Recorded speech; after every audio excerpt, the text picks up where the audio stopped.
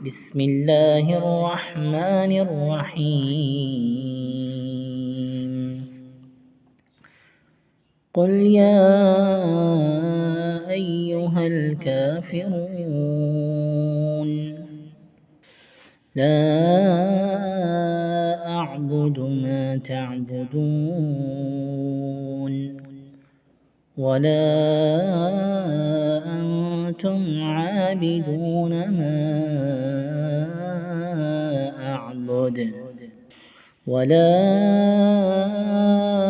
أنا عابد ما عبدتم ولا أنتم عابدون ما أعبد لكم دينكم ولي دين.